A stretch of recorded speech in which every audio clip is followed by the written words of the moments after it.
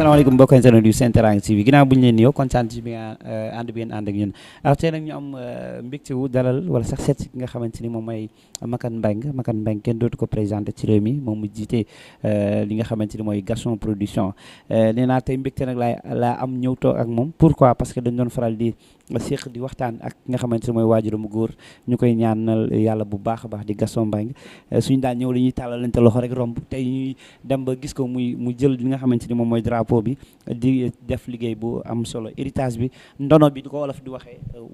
bàyyiwul mu wadd mi ngi ko téye bu baax a baax di ko si ñaanal yàlla may ko ci ay épaule yi nga xamante ni dina ko mën a continuer liggéey bi alors Makane ñu ngi lay ziar. Ousseyn ñu ngi lay ziar bu wér di nuyu sa caméraman di nuyu sama xarit Cheikh et puis di nuyu aussi képp koo xamante ni yaa ngi ñuy seetaan ci Sen Teranga TV voilà di nuyu waa Gaston Production di ñaanal sama yaay yu wér gu yaram gudd fan Père Gaston duñu taay di ko ñaanal yàlla na ko yàlla yërëm yàlla na ko yàlla jéggal ay bàkkaaram yàlla na ko yàlla xaare àjjana donc duñu taay di ko ñaanal képp ku koy déglu ku koy seetaan aussi nga defal ko ñaan nga defal ko ay dog ndax képp ku dem moom loolu rek lañ ko desel mooy ñaan donc Père Gaston encore une fois ñu ngi koy ñaanal ku koy ñaanal nag na wax Salif Mbengue ndax mooy turam Salif Mbengue yàlla na ko yàlla yërëm te xaare ko àjjana yàlla ko yàlla yërëm te xaare ko àjjana alors li ñu waxtaane moom parce que combat bi nga xamante ni moom moo dox ci diggante ak yeneen combat yu toftalu ki nga xamante ni moom mooy ama neex ak ki nga xamante ni moom mooy ñaabu ndaw donc daanaka bés yi des jege na combat bi nag bëri woon na ay coow ak ay jafe-jafe yu ci am ay nattu yu ci jot a am li ma jaaxal rek mooy mosuma la gis ngay plaindre comme yenn gars yi nu ñuy def di victimiser wu di en fait combat bi dañ ci def ay coono yu bëri report yu bëri nan nga dundee situation boobu noonu naka. waaw non avant tout dañuy sant yàlla. dañuy sant yàlla bu baax a baax parce que man en général sama discours c'est toujours lu am rek yàlla la su àndoo moom la su ànduwul moom la donc ñun ay jaam lañ rek.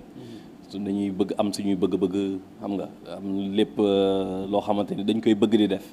waaye su dee yàlla àndu ci rek du mës a àndu ci àddina. donc moo tax chaque fois dañuy ñaan lépp yàlla di ñuy jàppale ci suñu liggéey di ñuy jàppale ci lépp loo xamante ni bëgg nañ ko def te muy lu baax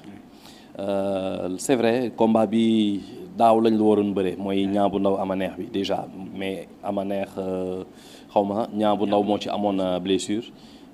mu dem faju ji ñëwaat tane na instant mi ku ko gis xam ne que il est vraiment en forme waaye mi ngi tase nag ama neex ko xamante ni moom vraiment mayul benn xale dara donc mu nekk benn combat boo xamante ni bu doy waar la c'est vrai que Reug Reug Boy Niang ci la ñu waroon bëree mais comme ni nga koy waxee rek jafe-jafe yeeg yooyu Reug Reug moom it am blessure donc on est obligé de renvoyer ce combat ba année prochaine parce que bi nga am guérison wu 2 mois fu muy tane day fekk saison bi tëj donc on va attendre octobre fekk CNG dinañu woo incha allah pour nous proposer enfin pour nous dire de choisir une date su boobaa après on verra combat bi fan lañ koy yóbbu. fan lañ koy yóbbu ñu fàttali également ki nga xamante ni moom mooy Armée ak Talfa di combat boo xamante ni yaa ko tëgg ñu war a bëri saison prochaine aussi. Armée Talfa ñi ngi bëree en fait mooy combat spécial. Bombardier Jackson. ci le 27 juillet. mooy tëj sama saison. le 27 juillet mooy tëj sama saison et en même temps mooy finalu CLAF bi. donc finalu CLAF bi am na sax le 29 juin bii nii y a une finale avant la finale mooy bébé guy gi contre Petit Niang nga xam ne ñoom ñaar ku ci nekk 6 points nga am ku ci gagné rek yow yaay dem finale tasanteeg xëy na Eumeu Junior nga xam ni que moom je pense qu'il est déjà qualifié ñu nar a def finale bi le 27 juillet Talfa Armée ci la ñuy bëree Bombardier Jackson ci la ñuy bëree et puis ba yoo xamante ni taxawal nañ ko ku ci mel ni ay Souley Gaynde ak Caatu Ngéwël y a aussi dérangé phénomène de defe naa Gueule Tapée ku moo war a bëree moom ak Calki et puis am na yeneen ñuy dox nii ñu ngi koy togg nii xëy na fii ak semaine prochaine on va boucler pour qu'on puisse fermer en beauté. macha allah mais dañuy taxaw un peu ci le 29 parce que dimanche la donc pratiquement ñëw na gis nañu open press su ñaabu ndaw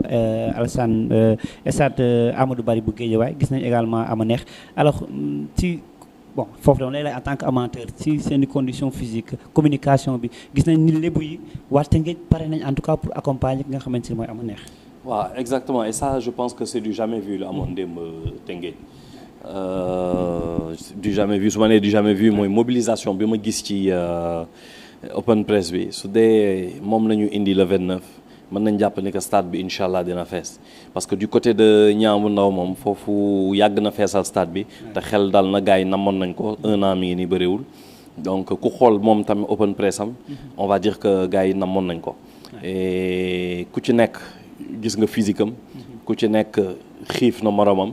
donc moo tax man vraiment en tant que amateur je peux pas dire ni que diw mooy favori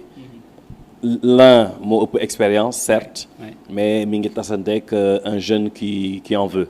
moo tax mënu ma cee kii daal maintenant en tant que promoteur je dis juste que le meilleur gagne. que le meilleur gagne même combat yi ndaw yi gis nañ ay mbër yi nga xamante ne voilà dañu am ay mbooloo bu bari bu leen di topp surtout ki nga xamante mooy Eumeu Junior ak Sey Jàmbaar di combat de choc mais ci organisation bi lan ngay pare pour offrir ko Sénégalais yi. waaw bon y a même xam nga loolu claf bi la mais y a des combats spéciaux comme ku ci mel ni Boy Dakar war na bëre ak Garo Gar donc Boy Dakar c'est un nouveau phénomène moom Dakar suy génn moom Dakar yëpp lay génne waaye y a un certain fils de Kati war a bëre ak Boy Jaxaw de Thiès donc Thiès aussi sera à l'honneur le 29 juin parce que ñoom tam ñu ngi pare mobilisation bu doy war et suñu ne fils de Kati mooy Bawol donc Bawol gi yëpp ñu ngi ci ginnaawam et puis bon c'est une très belle journée et puis combat boo xamante ni mooy bu curieux bi mooy Yawou Dial Songotine un japonais qui veut venir def lamb ak dóor en général tubaab yu bëri xëy na dañ ko doon daw mais moom bon comme def na kickboxing ak affaire yooyu xam naa ne ragalul loolu et il veut faire une carrière fii ci Sénégal mu tuddee boppam Songo santale boppam Tine donc il se sent déjà sénégalais soo ko waxee sax mu ni man Thiès laa dëkk te lébu laa xam nga di commencer bàkkoo noonu soo gisee bàkk bu mu def ci dernier face à face bi c'est hallucinant donc mais combat boobu xam naa yaaw ngay faral naa parce que yaaw mbëru père la woon naa xam nga loolu waaw daaw moom mbëru père la moom du ma faral kenn que le meilleur gagne rek pour ma jaxase gars yi mais dama gis yaaw keroog bi muy def face to face yaa ngi koy ree rek sa question yaa ngi reetaan ak yaaw kenn mënu koo muñ yaaw dafa nekk alors mais bu ñu ñëwee un peu ci côté organisation bi comme ni ma ko waxee noonu lan la ñu mën a xaar waaw xam nga événementiel la ñu wax donc certes il y a des combats mais il y aura la famille Pape Seck xam naa ñoom ñooy ñëw animer ñooy yor certainement percussion bi ñoom ñooy animer il y aura des chanteurs ku ci mel ni suñu yaay Ndiku Thioune moom dina ñëw ku ci mel ni Moussa Diouf aussi waykatu làmb bi dina ñëw on va essayer aussi de faire bàq bi nga xam ni ça a tendance à disparaître ci ay journée de làmb ñu indiwaat ko et puis quelques parrains boo pa xamante ni y a un parrain ñu ko ci nuyu au passage muy Cheikh Abdou Bara Dolly nga xam ni que mi ngi soog a ñëw ci làmb dimanche dernier donc mu sànni ci ay kàddu yu am solo donc raison pour laquelle ñu ne ko kii kat moom nu mu ñëwee nii ak nu mu bëggee làmb ak nu muy sargalee làmb ci ay wax ne làmb bi dana waxtaan ak nguur gi pour ñu jàppale làmb donc kooku mérité na ñu sargal ko donc dimanche bésam la il sera le parrain d'honneur moo tax ñu may ko loolu. Cheikh Bara Dolly honorable député moom la ñu tuddee làmb ji donc. exactement grand combat bi alors mais ci côté timing bi parce que la dernière fois am na combat bi fi amoon bu Zarko Sa Thiès ñu bëri dañu amoon ay jafe-jafe parce que waykat yi pratiquement grand combat bi dañu way spectacle bi dafa desoon parce que timing bi dafa compliqué. waaw loolu moo tax ma limité ko ci li ma wax nii. Si on avait comme ni ñu ko daan defee genre amuñu limite nga xam ni dañuy dem ba jeex ay taal pétard sax da ci daan am mais léegi dañ ne le dernier combat on le siffle à 18h30 donc si le dernier combat on le siffle à 18h30 mooy lépp li ngay def dañ ko war a tënk ci benn 2h30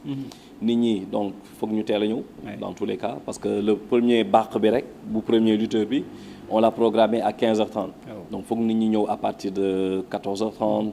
xam nga ñëw 15h pour ñu mën a fekkee yenn spectacle yi c'est dommage ndax tàngoor gi mais bon c'est un choix boo xamante ni ministère de l'intérieur moo ko décidé su ñu nee ministère de l'intérieur on dit la police lu tax décision yooyu c'est pour xëy na sécurité dëkk bi. Ben c'est normal parce que des fois làmb dafa am ñoo xam ne ñu ci bokkuñu ci. mais dañuy profiter ci suñu spectacle pour def du n'importe quoi. et pour éviter ça. bon ils ont décidé de quand même restreindre l'heure nga xam ne que làmb ji dina mën a jeex au plus tard 19h. ci bu muy leer nga xam ne képp ku déconné rek dinañ la mën a téye. mais est-ce que dina leen arranger yéen promoteurs yi. on n'a pas le choix. On n'a pas le choix. C'est une décision irrévocable apparemment. Parce que même démb on a tenu une réunion. waxtaan nañ ci et xam naa ne que nu ñu waxee noonu gëwuma ni que dinañ dellu ginnaaw ñun lu ñu mën mooy ñaan. suñu mayulee garaawul ku bëgg tëgg tëgg ku bëggul tëgg tam ku bëgg bàyyi làmb su dee arrangé wu la xam naa ne da ngay bàyyi rek dem defi leneen. mais làmb moom nattu la rek. comme Père Gaston sa xarit bi mu ko doon waxee. waaw nattu la soo ko xasee ba bëgg jeex na da nga ciy dem ba jeex. da nga siy dem ba jeex mais aussi tam lan ngay wax mbër yi nga xamante ni noonu la ñëw ci côté mobilisation parce que làmb léegi c'est au-delà de sponsor jàppale la mais da ngay soxla en même temps pour taara làmb ji pour mbër mi indi benn mobilisation est-ce que jàpp nga ni mbër yi nga tëgg. ouais y a des lutteurs ku ci mel ni Niang bu Ndaw comme ni ma ko waxee moom il a l'habitude de vraiment mobiliser ak ni ma ko gisee ama neex nu mu def démb ci open press am xel dal na ci côté Tëngéej donc waa Tëngéej xam naa ni moom vraiment dinañ mobiliser wu pour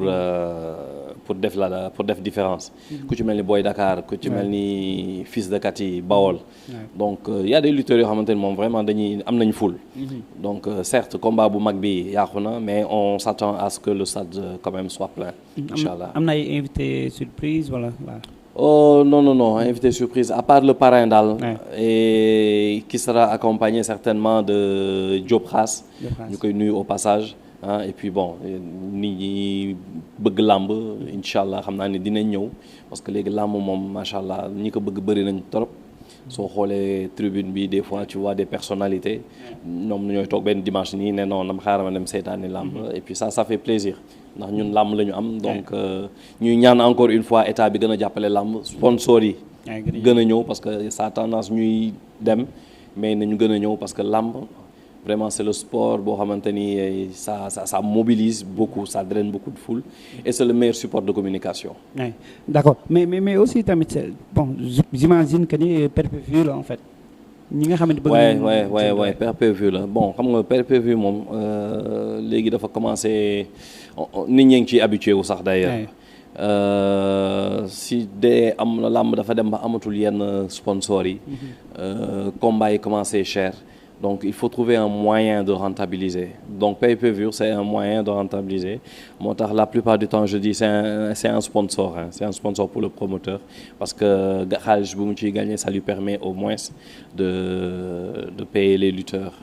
donc loolu da ci am solo. essayé nañ ci génn carrément pay-per-view bi. waaw lamb moom vraiment léeg-léeg nga génn ci léeg-léeg doo ci génn. Maintenant tout dépend du business plan bi ngay teg. Si tu as assez de sponsors qui te permettent de boucler ta saison léegi nag bon bonus bi xëy na ci billetterie bi lay doon. waaye lan ngay ñaax mbër yi wala sax supporters wala sénégalais yi en fait ci le dimanche ñu mobiliser ñëw pour garantir leen au moins la sécurité en fait. waaw on a tenu une réunion hier def nañ réunion de sécurité ak la police sapeurs-pompiers ça s'est très bien passé tout ce qui est faille wax nañ ko. Donc soo xoolee sax lamb dimanche bi passé ça a été réussi parce que quand même commencé nañ gis failles et soo commencé xam failles donc da ngay prévenant donc léegi nit ñi même trafic bi daan am circulation bi wàññeeku na ak doole yooyu yëpp ci jàngat la rek plus ngay dem plus ngay creuser plus ngay xam lii lan moo ko waraloon donc su boobaa suñ ci amee jàngat mën nañ ko changer police bi ñëw na dinañ fees xam nga dinañ teel a ñëw dinañ teel a ubbi bunt yi donc nit ñi mën nañ dalal seen xel comme léegi làmb ji day teel a commencé na nit ñi suñu añee rek ñu teel a ñëw ñu supporter foofu am na fa ay jaaykat ku bëgg añee stade aussi mën nga ñëw nga añ see foofu gis nga làmb moom ku nekk da ciy jéem a gañe dara jaaykat yee ngi fa ndeysaan làmb su amulee mooy loolu donc ñii di defar t-shirt ñi di jaay ndox et cetera transport bi làmb en fait su amee rek luy dox en même temps dafay bëri benn sport la boo xamante ni mën nañu wax ni que emploi indirect yi dañ ci bëri moo tax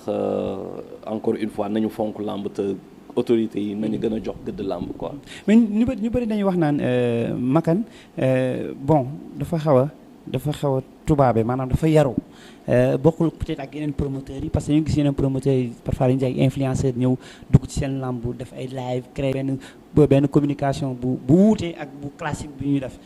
Est-ce que c'est méthode de communication lan nga tuddee influenceur ça dépend des influenceurs. Bon ñi nga xam ñoo nekk ci làmb ji en fait tiktokers yi sax laa leen mën a tuddee en fait c'est pas des influenceurs en fait mais tiktokers yi nekk ci làmb ji léegi di def ay live di jàpp ci promo ci yenn. waaw xam nga làmb moo tax làmb c'est suivi. làmb dafa neex. moo tax sooy def live ci làmb rek. attends-toi à voir nit ñi moom léegi nelawatuñu sax. live bu neex su amee nit ñee ngay toog concentré wu di seetaan live. donc yooyu ça permet aussi jaay làmb ji. bon am na ñenn ñoo xamante ni xëy na mën nañoo fay yenn tiktokers yi comme ni nga ko tuddee pour ñu jaay leen seen làmb. mais des fois aussi ça veut pas dire ni que duñu wax ci làmb jàmbur. parce que làmb buy am nii le 29. suñ ci waxee ñoom tamit dañ ciy gagné. parce que plus ils ont de vues plus ils ont de contenu ñoom tam dañ ciy gagné. donc c'est un autre moyen de paiement boo xamante ni seen salaire la. donc ñu wax ci seen intérêt la. maintenant ñu contre promoteur bi wala benn promoteur fay kenn mu ne bul wax ci làmb ma lay affaire yooyu taxul promoteur bee liggéeyam taxul promoteur ba lay dem def li muy def quoi.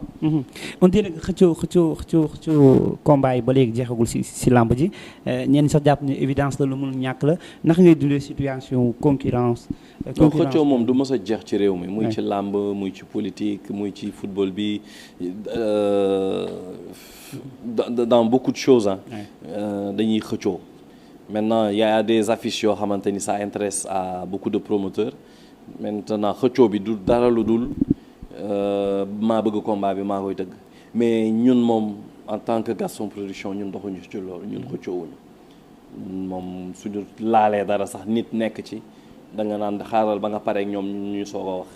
juste pour bañ a éviter parce que xëccoo lenn rek lay indi. avantage u mbër enchère bi yéeg ay affaires yooyu. te man moom xaru moo wax dëgg yàlla. su ma la fayee 10 millions nga ñëw ci ma nga ne ma promoteur bee fay na ma 15 millions dama la naan dama jëli 15 millions. du ma nekk fi naan non kaay ma jox la 16 wala kaay ma jox la 17. loolu après enchère lay yëkkati mu delluwaat fee mu ne déet Makan de fay na ma 16 Makan de fay na ma 17 kee tam non garaawul kon kaay dinaa la jox 20 affaire bi di dem ba nit ki rey boppam. pourquoi. bon lu mu xëccoo ma daf may renvoyer un peu pas bi parce que même mot loolu utilisation ça. non effectivement parce que pas am na un moment donné. daan na xëccoo ba mu indil ko ay jafe-jafe ci dans sa carrière mais bu mu demee ba comprendre man fekke naa donc bu mu daan xëccoo may gis muy metti muy saf des fois muy tayle këram sax pour gagner xëccoo boobu noonu daan na ko gagner certes mu tëgg làmbam mais après la suite lu mu ci ñàkk wala lu mu jafe-jafe yu mu koy indil ak ay affaire donc xëccoo foofu la soo gisee ñu bëri ñu génn ci làmb ji xëccoo moo leen fay yóbbee donc moo tax daal jaru ko képp kuy xëccoo moom nañ la bàyyi ngay xëccoo ñun moom xëccoowuñu wéetoo léeg-léeg doo sentir benn vide benn wéetaange parce que moom voilà waaw non wéet bi moom du man kase làmb ci boppam ñoo nam Père Gaston parce que am na yu bëri yoo xamante ni daf ko doon défendre daan nekk sax promoteur mais beneen promoteur su amee problème wala mbër am problème dala daan défendre muy justice muy leneen ak leneen père day jóg moom bëggul kenn mère bëggul kenn am problème même su dee da nga xanaa nga dugg ci loo xamante ni moom waroo cee dugg wàllum drogue wala wàllum leneen loolu moom du la faale mais su dee ay yenn problème yu ndaw yi la nga affaire yooyu ñu mën ko arranger daf ci yàgg dox tànk tubéyam donc ñooñu suñu gisutulee kenn koo xamante ni dañ leen di jàppale ci yenn yi c'est très normal mu leen di namm donc père namm naa ko waa askanu làmb namm nañ ko ba ci politique donc parce que ba ci politique su ma nee ba ci politique mooy moom c'est quelqu'un de comme ça dëgg fu mu ko fekk fa la koy bàyyi pour benn politicien su ñëwee su def lu mu war a def toog ci benn télé recadré ko ne lii waroo ko def lii nga war a def affaire yooyu waxoo dëgg nii la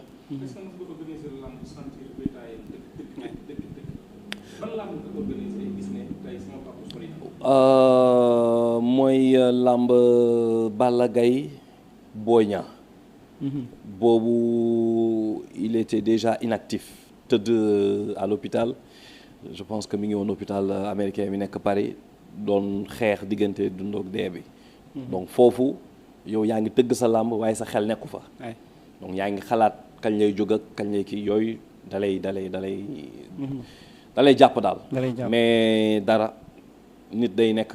guerrier nekk góor xam nga gérer li muy gérer yenn sensation yi su dee mën nga ko maîtriser tant mieux on essaie de maîtriser et puis ñu jàll ci leneen. bon ñàkk jubóo wala ñàkk ànd donte am ngeen association yéen promoteurs yi ndax yéen a ngi ànd. waaw non amuñu problème nag vraiment promoteurs yi dañuy wootante sànq rek maa ngi déggante par exemple sama gars yi ku ci nekk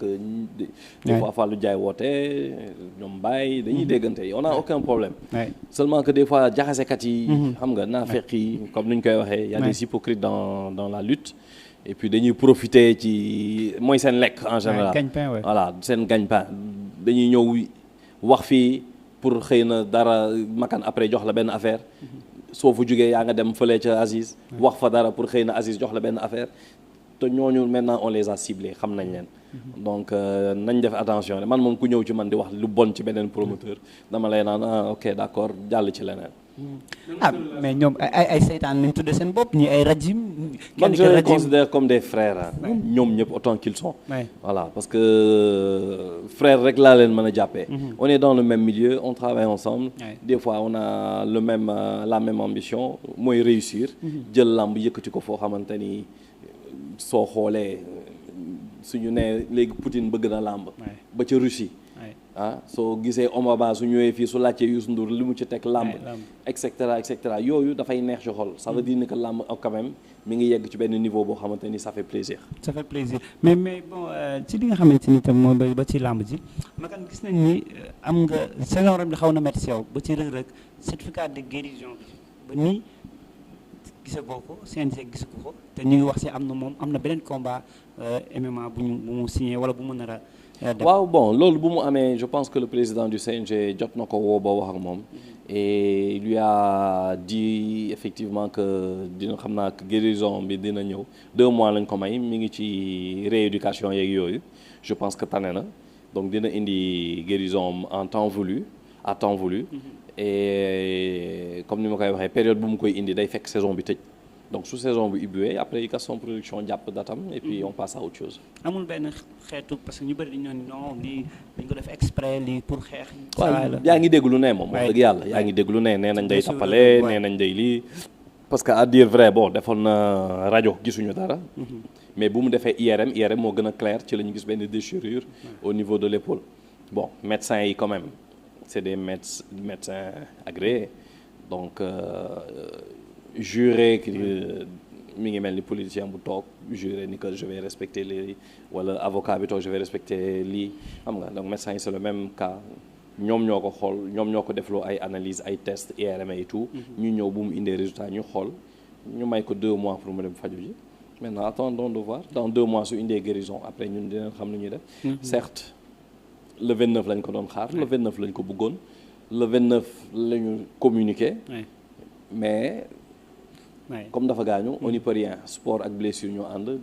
des fois mi ngi noonu soo xoolee Neymar tëdd na ñaata temps footballul ci ñaata millions wala milliards yu nga ko fay donc muy lamb muy. mais noo ko nar a gérer ak sponsors yi parce que lamb ji ñu programme woon ba dégager budget bi. non yooyu da nga koy ça ne perd pas tant que la lamb ji day am. sponsor bi ne perd rien. donc dañ koy repousser rek. jour bu mu amaatee le sponsor revient avec la communication et tout. gis nañu fan yi nag ñu ngi ci fin saison bi donc certainement lamb yi ubbeeku na parce que gis nañ fi ay génération bu bees bi ñëw am nañ sax ñu am ay combat ku si mel ne Liss Ndiago Ada Fass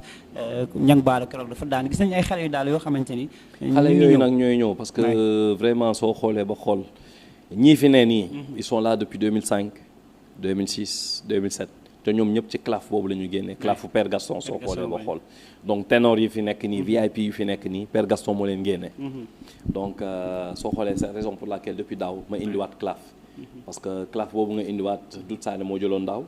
bon ren on va voir kan moo koy jël. mais après ñooñu ngay xool ni que ñoom ñoo nar a nekk au devant de la scène dans déwén wala ginnaaw kii. maintenant ces jeunes qui sont là actuellement nii ils traînent de la foule parce que léegi làmb loolu la làmb moom si tu ne draines pas le promoteur ne s'intéresse pas à toi. il faut que nga am sa fans club sa koñ nit ñi jox la bopp. parce que làmb dafa metti su dee sponsor amul wala joxeetuñu li ñu daan joxe lenn moo la ci mën a génne mooy nga nekk un lutteur boo xamante ni tu draines nga am mbooloo promoteur bi jox la bopp. waaye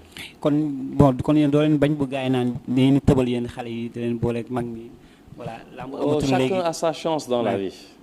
xoolal Lamine Yamal. ñaataat lam mi ngi wane boppam façon boo xamante ni c'est incroyable. bon tax instant bi ni Barça jox ko bopp à 17 ans mi ngi gérer loo xamante ni ay magam gérer wuñ ko. mën naa léegi jël exemple wàccaat ci suuf ci suñu làmb yi xoolal ñaa bu ndaw. xale la. ful bu muy drainer moo tax mu gën bëgg gaaw a yegg. donc bëgg gaaw a yegg bi lan la da nga koy boole kenn koo xamante ni mi ngi foofu déjà instant bi ni su daanee ama neex déjà il est dans la cour des grands. d'office. donc genre boobu la rek. genre boobu la rek mais bon ndax yaa ngi am ñooy dooy dox ci suuf li naan ku yoddu sëqët d'habitude doo leen faral di wax ba leen di yot Modou Lo Sa Thiès mi ngi occupé toile bi te ñoom ñaar ñëpp amul kenn benn contrat bu la lii ak benn promoteur. yooyu c'est sa xel mi ngi ci d'abord. non man sama xel mi ngi ci jeexal sama saison c'est-à-dire mi ngi ci le 29 ak le 27 juillet. suñ ci jugee j'ai un combat boo xamante ni war naa ko programmer pour l'année prochaine mooy Reug Reug Boy Niang bi parce que y a blessure et puis bon ci trêve bi parce que dina am trêve au mois d'août. dinañ xool lan la ñuy def pour l'année prochaine incha allah. sa xel warul génn ci Zarko donc Zarko gis nañ day traîner full et puis mook. bon pour actuellement nii ñi ngi doon werante démb ci benn werante bu métti donc mook même Alioune Seye numéro 2 yëpp ay combat la waaw xam nga Zarko Alioune Seye bëggoon naa ko tëgg daaw. waaw mujjeewul woon antu pour des problèmes de effectivement de promoteur. parce que kenn ki teewoon na avance su keneen. bon il voulait pas mu bëreel beneen promoteur bi tant que bëreelu ko affaire boobu moo taxoon antuwul mais par la suite dañ jël Alioune Seye après bon ci lañ ko jox Quench pour kii mais Alioune Seye Zarko c'est affiche bu baax la. affiche bu ñoom ñaa ñoo war a bëre sax. donc promoteur bu ko am na ba affiche bu baax. Zarko nee dafa dépassé waa ji démb mi ngi koy wax nee na dafa dépassé nee na Lac de Guiers rek lay bëreel géej waay. Lac de Guiers rek lay bëreel géej waay te daanu Sa Thiès. mooy problème bi nag. waaw daanu Sa Thiès su daanu Sa Thiès sax Lac de Guiers wala Balla Gaye. mais nii promoteur waxul na amateur bay wax. nii amateur bay wax. si c'est le promoteur moom day xool làmb boo xamante ni bëri na coow. waaw te ñaar làmb yooyu yëpp bëri na coow mais. logique bi mooy que mu bëri ak Alioune Seye 2 loolu mooy logique bi. lan ngay conseil mbëri seen communication parce que lamb malheureusement dafa am bët bu ñu leen di xoolee te bizarrement mbëri du ñuy faral di moytu wala du ñu bàyyi xel yenn ñi nga xamante ni am na gis-gis bu ñu am ci lamb ji ba duñ ko sóoraale ci seen communication. waaw bon xam nga rek des fois soo jàngulee moom da ngay am jafe-jafe wax. te bëri nañ ci ci lamb bi moom bëri na illettré wala bëri na analphabète. am na ñoo xamante ni xëy na suñ jàngoon alxuraan sax xëy na alxuraan bi dina leen yee lu bëri mais avec un peu d'expérience au fur et à mesure ñuy dem dinañ am expérience su communication ak ay affaire yooyu mais nañuy bàyyi xel toujours ni que nit ñi dañ leen di seetaan ay xale dañ leen di seetaan man sama doom yi ba des fois nga gis sax benn mbër wax lu kii mu ne papa pourquoi mu wax lii donc war nañuy xoolaat di seen communication naka la ñuy communiquer parce que làmb moom mën nga ko jaay sans pour autant être vulgaire voilà mën nga ko jaay des fois nga gis ay mbër yu mag sax saaga mais c'est rafetlu wuñ ko parce que ay xale dañ leen di seetaan ay kilifa dañ leen di seetaan parce que am na ay lutteurs yoo xamante ni kilifa yi dañ leen estimer dañ leen bëgg parce que pourquoi parce que xëy na bëggal nga leen à un moment donné donc dañ lay bëgg mais à un moment donné suñu la déggee ngay saaga damay diw damay lii damay laa après bon day xaw a ñaaw quoi ci déggin parce que yenn kàddu yi aussi nit ñi ngi si commencé di mer ay dama lay news mooy yoo xam ne dafa xaw a diis trop baaxul yooyu moom c'est à éviter quoi dafa xaw a diis Petit Tigre ñu bëri jàppoon nañu bis bu ñëwee si làmb ji Gaston Production moom moo koy tëgg pourquoi parce que Gaston Mbengue ak Moustapha Guèye ñëpp xam nañ seen jaar-jaar ci wàllu làmb Gaston moo njëkk a tëgg papaam pourquoi xale bi rëcc la non du question rëcc xam nga mais bul fàtte ni Aziz doomu Gaston la waay quand même mais Baye Ndiaye mooy tëgg Aziz tëggul wala mais benn la Aziz ak Baye kay c'est des frères et c'est des frères donc Aziz mooy Baye moom sax waxal na ko boppam donc ñoom ñëpp ci njabootu Gaston lañ bokk ñoom suñ ko tëggee rek c'est bien mën nañ tëgg tey suba Gaston Production tëgg ëllëg moom moo ciy kii rek donc c'est un champion boo xamante ni dina concentré wu ci carrière am jeune la sa chance mooy il a un certain Moustapha Guèye à ses côtés ba pare mu nekk ci écurie bu mag muy écurie Fass nekk mbëru Ndakaaru donc soo amee loolu léegi yow nag yaay concentré wu xam sa bopp gën a fonk entraînement et puis gën a jox cër lu ko ci may chance surtout mooy dafa jàng. dafa jàng ba dépassé bac am ay bac plus. lu rare ci mbër. donc loolu ça peut être un avantage pour lui. na gën a concentré wu aussi ci li muy def rek. dina mën sa dina am résultat c'est un futur champion. ça moom j'en suis sûr. est-ce que nekkul pression bi communication bi teg si mbagg yi la attanu. c'est très normal ni ñu ko bëreegul sax. ku nekk di wax fu ne. nga am sax ay groupe xale yu jigéen naan la tigrichou ñii di ruube fii ay affaires yooyu xam naa da lay voilà mais son combat là soo ko seetaanee su teyoon tuuti rek dina am maîtrise et puis dina daan booy bi mais bon voilà ndam li booykaa lañ ko jox ñu koy féliciter et puis il faut juste encourager Fils de Tigre. Bou Siteu mi ngi laaj 11 millions pour bëreeg booy pare nga pour tëgg ko.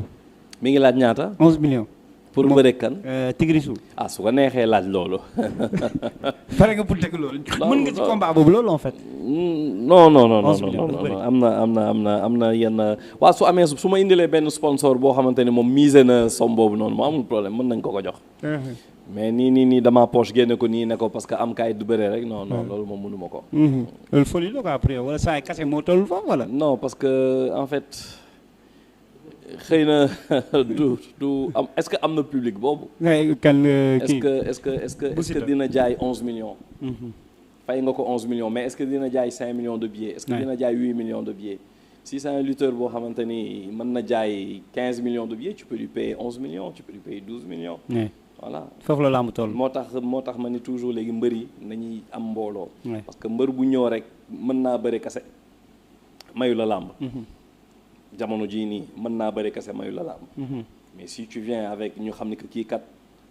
ñii topp nañ ko ñii kii nañ ko su boobaa avec facilité tu viens da ngay am combat facilement. toog foog nga mën a